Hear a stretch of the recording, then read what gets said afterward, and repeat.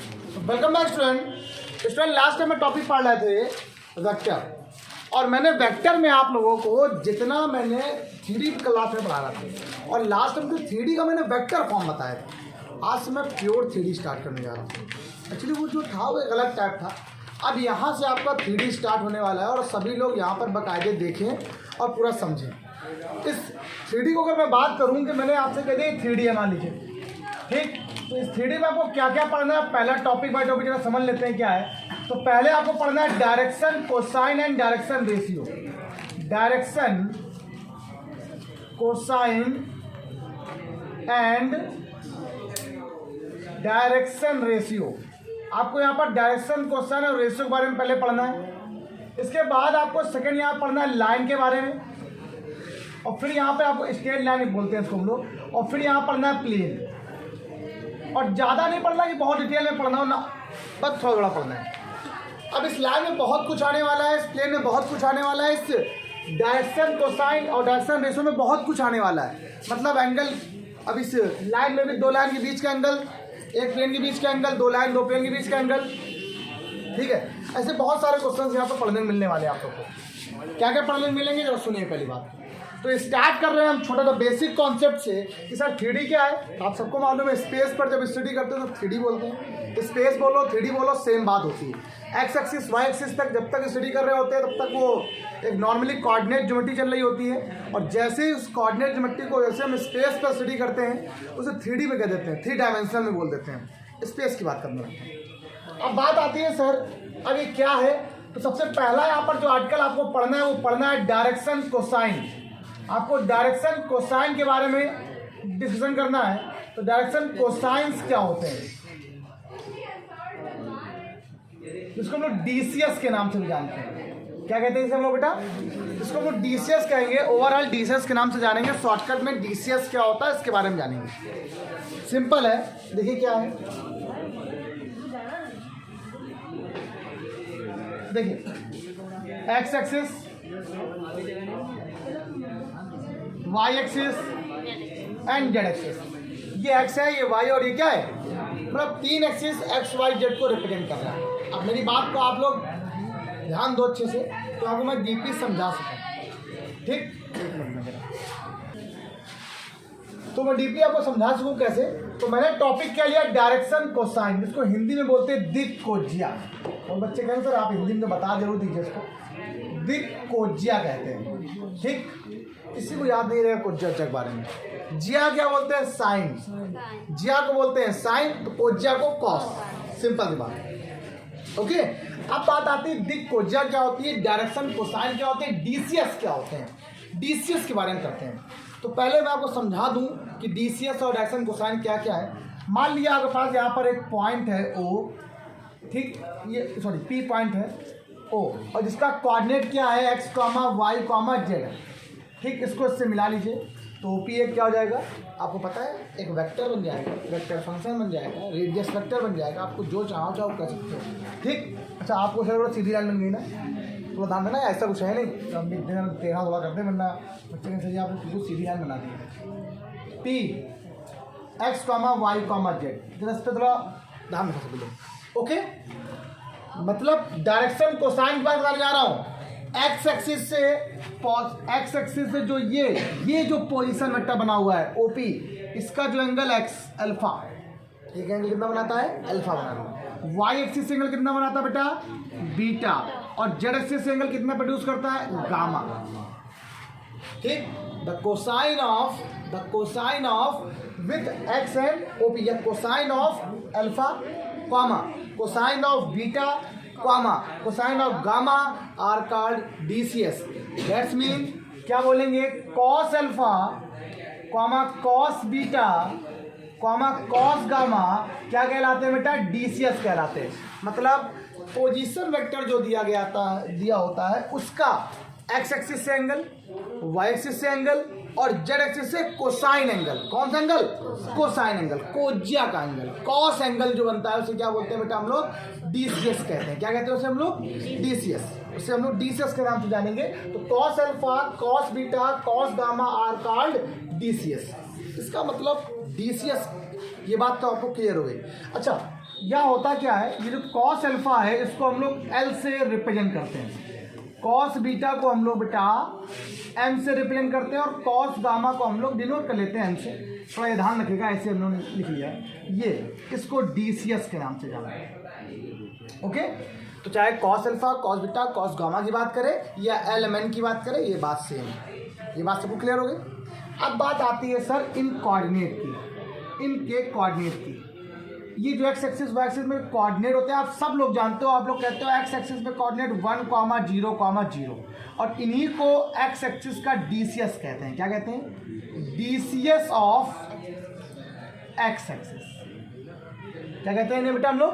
DCS of x axis पे क्या होंगे? 1, 0, 0। क्यों DCS ऑफ एक्स एक्सिस के 1, 0, 0 ही होते हैं? वाई। इसका एग्जाम्पल, इसका सॉरी आंसर मैं भी दूंगा। इसे क्यों होते हैं 0, 1, 0? ओके, इसके 0, 0, 1 ही क्यों होते हैं? अब आप समझाइएगा मुझे।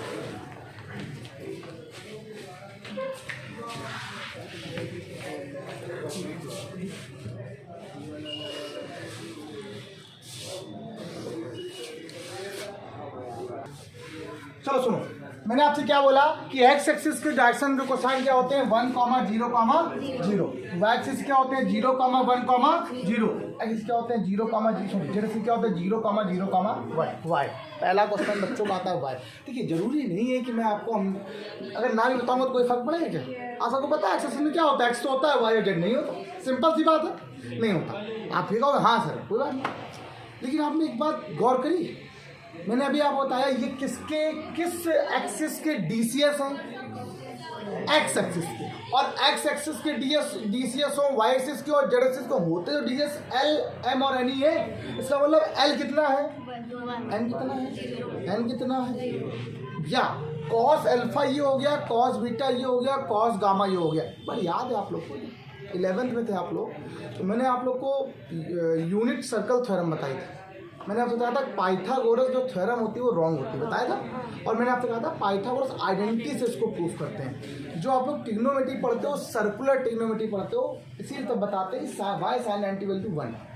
कि साइन एंटी वैल्यू वहाँ पर 1 क्यों होती है, मैंने प्रूफ करके दिखाया था। और ये बताया था ASTC का कॉन्सेप्ट ही क्यों बनता है, दूसरा क्यों नहीं बनता, समझाया था ना आपको। वैसी चीज़ यहाँ पर भी।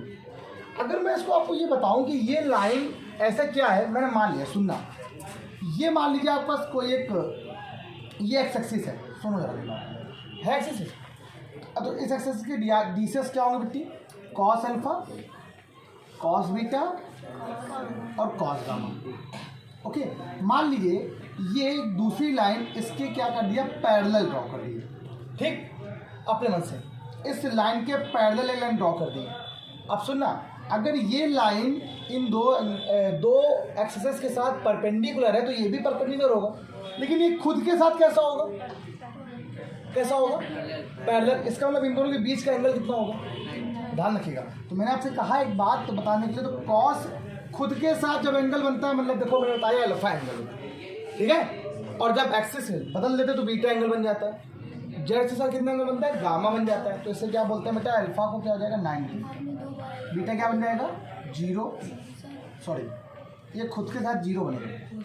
बीच में कोई एंगल है क्या इसके बीच का? अच्छा सॉरी, गामा खुद के साथ, दोनों के बीच का एंगल कितना है, कुछ नहीं है। स्केल लाइन में बीच का एंगल 0 होता है, ठीक है 0। ये 90, ये भी कितना हो जाएगा, cos 0 वैल्यू क्या होती है, cos 90 वैल्यू क्या होती है, cos 90 वैल्यू क्या होती है। अब वैसे ही सेम चीज़ यहाँ पे आओ, अगर मैं इसके पैरेलल कोई लाइन ड्रॉ कर देता हूँ तो ये एंगल इसके साथ क्या बनाएगा? आप देखो, सोचो जरा एक बात, ये एंगल जो एंगल लाइंस के पैरेलल डालेंगे तो इसके पैरेलल है, बस इसके पैरेलल है। किसके पैरेलल है? अगर आप चाहो तो पैरेलल लाइन तो एक दूसरे के ऊपर भी हो सकती है। अगर वो एक दूसरे के ऊपर हो गई, खुद के साथ कितना एंगल बना रही है वो 0, और एक्स और जो बचे एंगल उनके साथ कितना एंगल बना रही है? क्यों? म्यूचुअली परपेंडिकुलर होते हैं ना। तो वो 90 वैल्यू 0, 90 वैल्यू 0, cos 0 वैल्यू कितनी हो जाएगी 1। यही से आंसर आता है। इसीलिए वैल्यू क्या होती है, इस एक्स एक्सिस में जो कोऑर्डिनेट होते हैं इसके, वो क्या होते हैं, इनको तो कोऑर्डिनेट भी कहते हैं, लेकिन इन्हीं कोऑर्डिनेट को हम लोग क्या बोलते हैं, DCS नाम देते हैं। क्या नाम देते हैं? अच्छा, हम ये भी कह सकते हैं कि जितने भी पॉइंट्स होते हैं वो DCS होते हैं, हम कह सकते हैं। लेकिन हर जगह ये कहना मुश्किल होता है, लेकिन यहाँ पर ये पॉइंट जो है वो डीसीएस की तरह लाइक कर रहे हैं, और डीसीएस की तरह लाइक क्या करें, डीसीएस है ना डीसीएस, इसीलिए ध्यान रखिएगा। जरूरी नहीं कि मैं हर जगह आपसे बोल दूं कि जो भी पॉइंट होते हैं वो डीसीएस होते हैं, आप सब बताइए सर हर जगह पॉइंट डीसीएस होंगे। जहाँ पर वो लाइक करें उसके हिसाब से हम लोग देखेंगे क्वेश्चन, ठीक है। सबका ध्यान यहीं पर हो, इसको समझाने बताया, ध्यान रखिए, ठीक। अब जरा मेरी बात सुनो सभी लोग। तो ये तो बात आ गई डीसीएस की, डीसीएस सभी लोग क्लियर हो गया। अब ये बहुत गजब का एक एग्जाम्पल क्या है, आप सीधे कह दूँ आपके पेपर में आ रहा है क्वेश्चन, प्रूवमेंट भी है, फॉर्मूला भी है। एक आप लोगों ने पता नहीं पढ़ा है कि नहीं पढ़ा, जब हम हाई स्कूल में पढ़ते तो एक फॉर्मूला ये बन के आता था कोऑर्डिनेट ज्योमेट्री में, L² + M² + N² = 1, कहता था ये गिवन है, हमें याद है। तब समझ में नहीं आता था ये एलिमेंट क्या होता है, लेकिन आज मुझे मालूम है एलिमेंट यहाँ पे क्या है। एलिमेंट क्या है, डीसीएस है, किसी भी कोऑर्डिनेट एक्सिस के डीसीएस है, लाइन के डीसीएस है, ठीक, L, M एंड N। अब मुझे ये प्रूफ करना है, बहुत ईजिएस्ट वे बताने जा रहा हूँ, ठीक है। अगर मैं चाहूँ तो मैं यहाँ पर भी समझा सकता हूँ, लेकिन यहाँ से समझाना थोड़ा मुश्किल है मेरे लिए। देखो आराम से अच्छे से। अगर मैं इस क्वेश्चन को 2D में ले लूँ ना तो मैं बेटर समझा सकता हूँ। 2D में ले लूँ, ये x हो गया, ये y हो गया, ये आपने पॉइंट ले लिया, और ये मान लो आपने P कोई पॉइंट मान लिया। देखो 2D में लूँगा ज़्यादा बेटर समझा सकता हूँ, इसलिए मैंने ऐसा कहा। जरा देखिए ये एंगल कितना बना रहे हैं, अल्फा होता है, जो x एक्सिस से पोजीशन वेक्टर में बीच में एंगल होता है अल्फा होता है, ठीक। ये x हो जाएगा, ये क्या हो जाएगा, y हो जाएगा। आपके पास समझना सब होगा, क्लियर हो जाएगा कई बार पक्का। इसको आप r बोल सकते हो, ये आपके पर डिपेंड करता है, ठीक। लेकिन मुझे आ रहा कोई काम ही नहीं। चलिए cos इन गिवन फिगर, इस फिगर की बात करें तो 2D के लिए मैंने बनाया है, ठीक। अगर मैं आपसे ये कह दूँ कि मैं मान लो यहाँ पर कोई एक परपेंडिकुलर ड्रॉ कर देता हूँ, जैसे मैंने देखो यहाँ से P से एक परपेंडिकुलर ड्रॉ किया है, ये किया परपेंडिकुलर ड्रॉ, और अगर मैंने वही परपेंडिकुलर यहाँ से ड्रॉ किया होता यहाँ पर, तो देखो आपको यहाँ से ड्रॉ करते तो दिखता ही ना, आपको समझ में ना आता ये परपेंडिकुलर ड्रॉ कर। मान लो ऐसे ड्रॉ कर देते तो ऐसा लगता है यार ये कैसा है, ये कैसा परपेंडिकुलर है, तो आप समझ ना पाते। इसलिए मैंने इसको क्या कर दिया, अलग कर दिया। मैंने 2 एक्सिस लेकर एक परपेंडिकुलर ड्रॉ कर दिया। आप ऐसे यहाँ पर भी करोगे, ऐसे यहाँ भी करो, कहीं भी कर सकते हो, पहले किसी एक पे करो। मैंने मान लिया P से x पर परपेंडिकुलर ड्रॉ किया गया, P से y पे किया गया, P से, तो पहले एक पे करके देख लो किसी पर भी। तो अगर मैं ये वाला डायग्राम बना के चलूँगा तो x y z तीनों चलेंगे पॉइंट, जब ये वाला बना के चलूँगा तो कितने पॉइंट बनेंगे, सिर्फ x और y। वो एक अलग बात है, साथ साथ में हम समझ लेंगे, वो फिगर यही है, ठीक। ध्यान रखिएगा आप लोग जो पढ़ोगे। In now cos alpha equal to क्या बनेगा, आपसे मैं पूछ रहा हूँ। cos अल्फा x/r होता है कि नहीं होता, x/, ये बात क्लियर हो गई सब लोग। cos अल्फा इक्वल टू क्या हो जाएगा, x/, ये बताओ, ये बात सबको समझ में आई, ये बात सबको क्लियर है, x/r होगा, ये बात सबको क्लियर है। मैं आपसे फिर पूछ रहा हूँ x/r होगा ना, ध्यान रखें।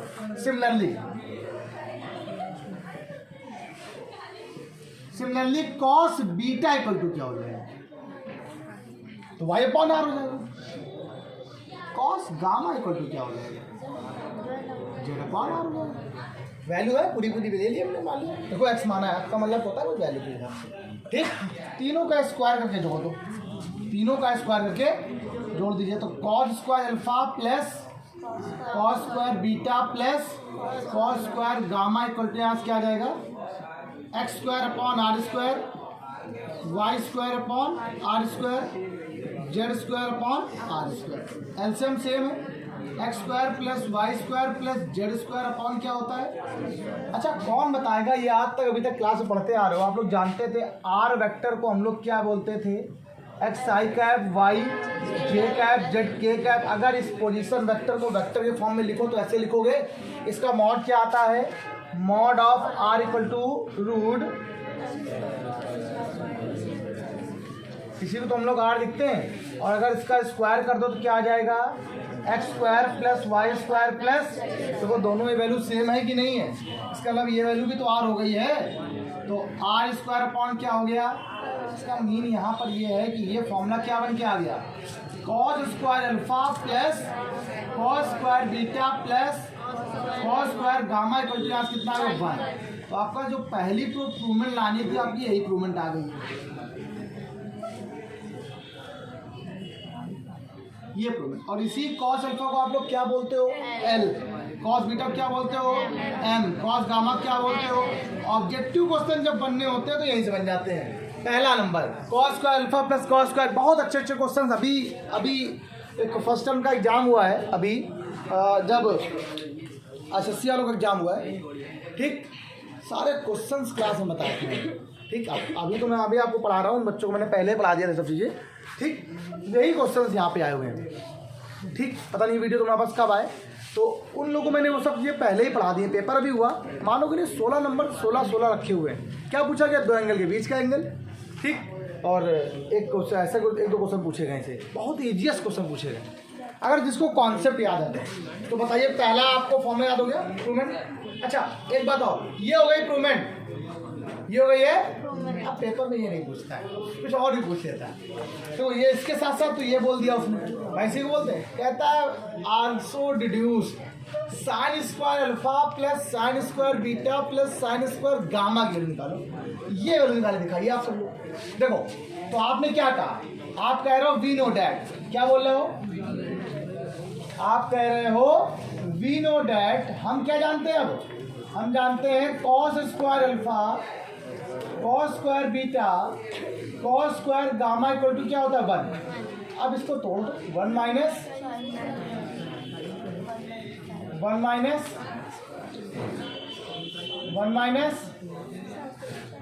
इक्वल टू 1 हो गया, 1 1 1 3 हो गया। अगर माइनस करो तो 1 माइनस 3 -2 बचेगा। माइनस क्या आ गया? Sine square alpha minus equal to क्या? -2। माइनस से मल्टीप्लाई करा लीजिए, ये वैल्यू क्या आ गई बेटा आपके पास? Sine square alpha sine square beta sine square gamma equal to 2।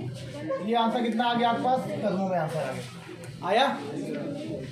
अभी सिर्फ डीसीएस की बात हो रही है, अभी तो मैंने डीआरएस स्टार्ट भी नहीं किया है, अभी तो मैंने रिलेशन नहीं बताया। डीसीएस समझ में आया क्या होता है? क्या होता है डीसीएस? क्या बोलते हैं? Cos alpha cos beta cos gamma are called D C S. इसको रिप्रेजेंट करते हैं एल से, एम से और एन से भी। तो L M N also called, कोई दिक्कोजिया नहीं, कोई डायरेक्शन कोसाइन नहीं, शॉर्टकट फॉर्म क्या होता है? डीसीएस। क्या होता है? आप यहाँ पढ़ रहे हो, आई गॉट, जब आप हायर पे आओगे ना, यही चीज़, इतनी चीज़ें, सिमिलर चीज़ें पढ़ने को मिलेंगी। फिर से मैं छोड़ूंगा नहीं, मैं पूरा लेके चलूंगा। ये नहीं करूँगा कि आपको जरा कुछ नहीं है तो ना पढ़ना, वो भी बढ़ा दूँगा। हाँ, प्रूवमेंट हो सकता नहीं, बताओ मुझे जो प्रूवमेंट होती है वो नहीं होती। जैसे मैंने इसकी प्रूवमेंट को बता दिया, क्लियर हो गई। आपके बारे में ये भी बता दिया क्या होता है, ऐसे पक्का। चलिए ठीक, सुनिए। तो अब बात आती है, यहाँ पर मैंने आपको स्टार्ट बताया कि डीसीएस क्या है। अब बात यहाँ पर आती है बेटा डीआरएस।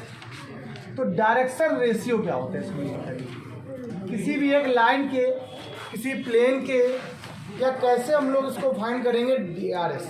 देखिए सुनिए, एक बात हम आपको बता दें। अभी हम आपको एक पर्टिकुलर लाइन ले रहे हैं,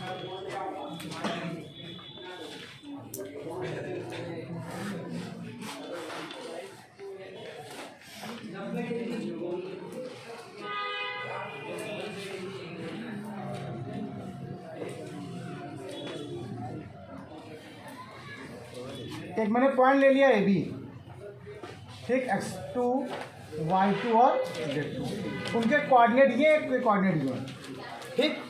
मैंने ए बी लाइन ले लिया। तो सुनना मेरी बात, अब अगर ये बात मत समझ लेना, एक लाइन के डीआरएस हमेशा ऐसे निकाले जाते हैं, यही रूल होता है। वैसे एक्चुअली रूल एक ही है।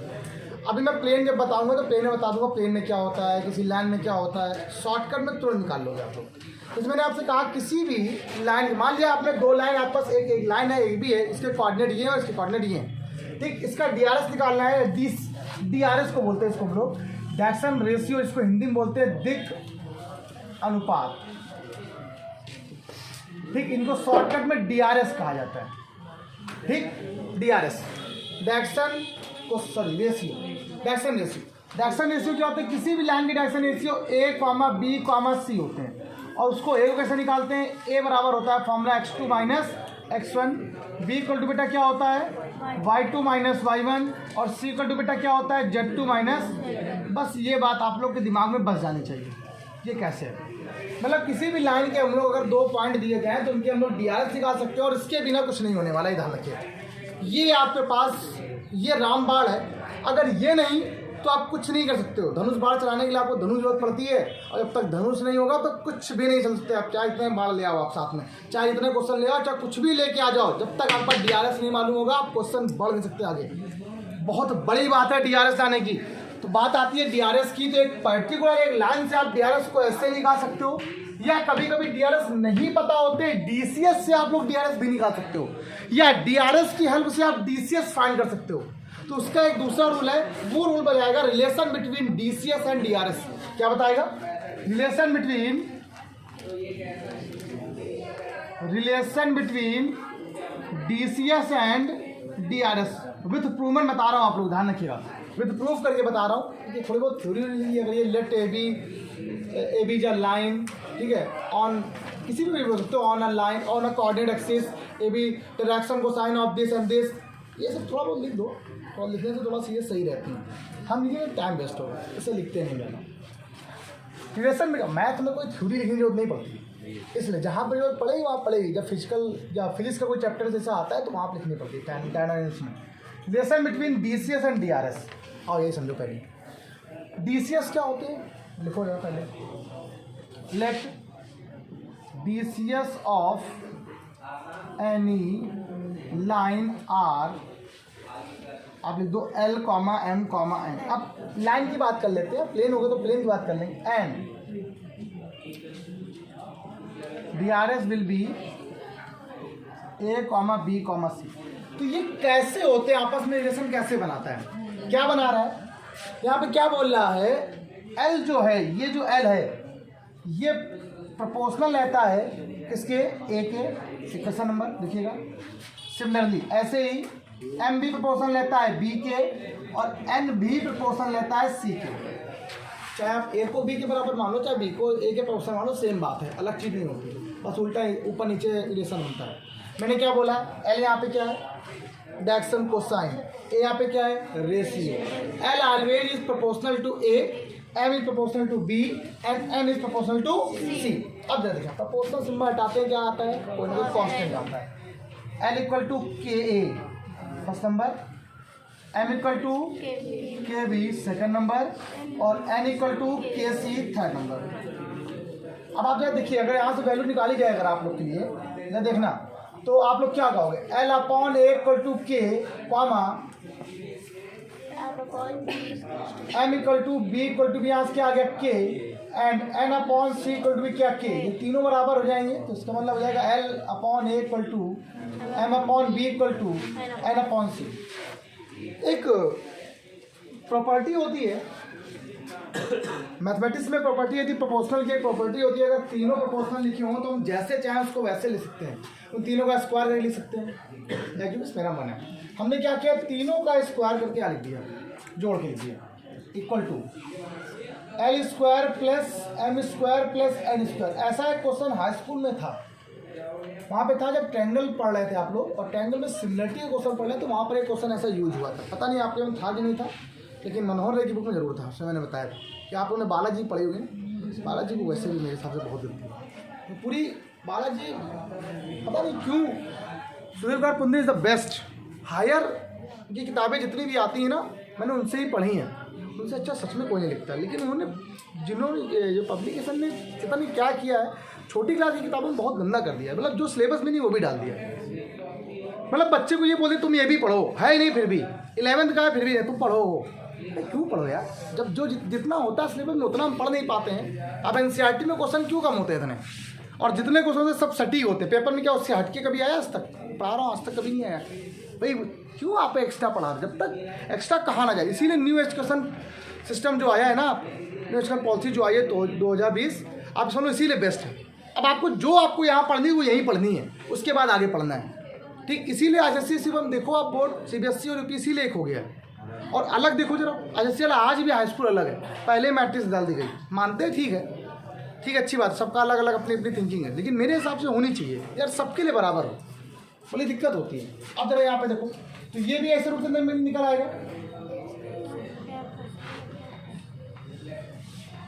इसका रूल ले लें साथ में, और साथ में आप रूल ले लीजिए, ठीक है, आप ले लो चलो साथ। तो आपका एक ये बराबर इसके हो गए, ये बराबर इसके हो गए, ये बराबर इसके। लिया है फॉर्मूला बनाने के लिए मैंने लिया है, ध्यान रखिए।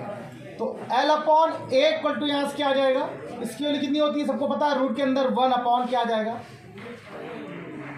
ए square plus B square plus C square.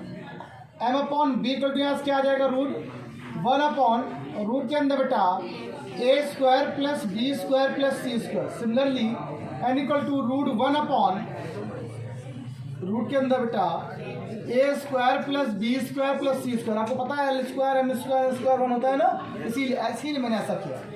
बस सिंपल से मेरा काम यही था, इसीलिए मैंने ऐसा किया। अब मैं अगर यहाँ से एल की वैल्यू निकालता हूँ तो यहाँ से क्या आ जाएगा, ए upon root A square B square plus C square, और वैल्यू जो बाहर आती है हमेशा प्लस माइनस में बाहर आती है। एम इक्वल टू यहाँ से आ जाएगा plus minus B upon root A square plus B square plus C square. अब बहुत सारे बच्चों के मन में ये होगा, सर आपने रूट ही क्यों लिया, बिना रूट क्यों नहीं लिया।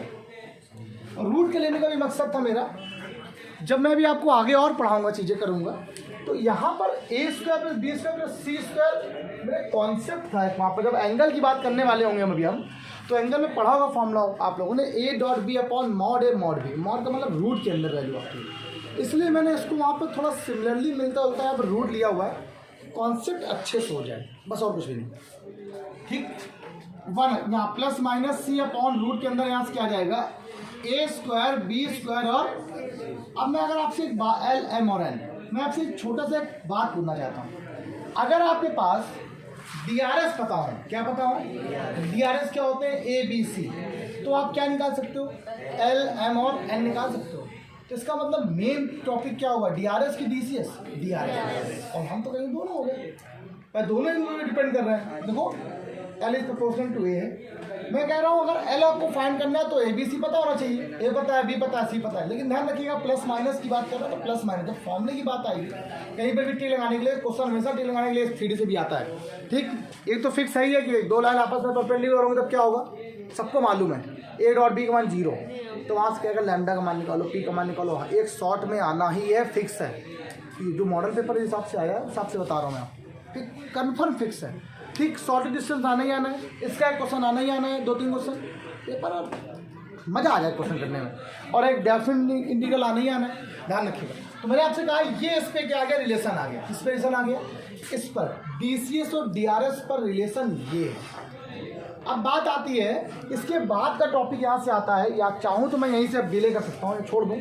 फिर इसके बाद मैं आपको यहाँ पे बताने वाला हूँ एक लाइन, मान लीजिए कोई एक लाइन ले लिया है, मैं लाइन प्लेन सबको एक साथ बताऊँगा। मैंने आपसे कहा कि किसी एक लाइन के DRS पता हो तब उसका एंगल कैसे निकालते हैं, किसी लाइन के DCS मालूम हो तब एंगल कैसे निकालते हैं। कंडीशन क्या क्या बनेगी, किसी प्लेन के DRS गिवन हो तब एंगल क्या निकलता है, किसी लाइन प्लेन के DCS गिवन हो तब लाइन क्या निकलता है। मतलब आपको एंगल मुझे बताना है, और आपके ये कुछ आपके हिसाब मेरे हिसाब से क्लास में हटा भी दिया गया, लेकिन मुझे तो पता नहीं बताना है। तो ये एक टॉपिक छोटा सा है, ये छोटा सा कॉन्सेप्ट सबको क्लियर हुआ, DRS और DCS वाला। अब तो लाइन की बात करेगा, एंगल की बिटवीन की बात करेंगे तो बात ही खत्म हो गई वो। तो ये DRS और DCS का छोटा सा एक कॉन्सेप्ट था कि आपको कैसे, क्वेश्चन बहुत अच्छे अच्छे पूछे जाएंगे, कल बताऊंगा आप लोग को। अच्छा, एक बात और, यहाँ पर जब 2 DRS होते हैं कंडीशनल कुछ बनाता है, कुछ कंडीशन बनाएगा, तो स्टार्ट करें, पहले लोगों को बताते हैं। चलिए आज के लिए इतना ही, बाय बाय क्लास।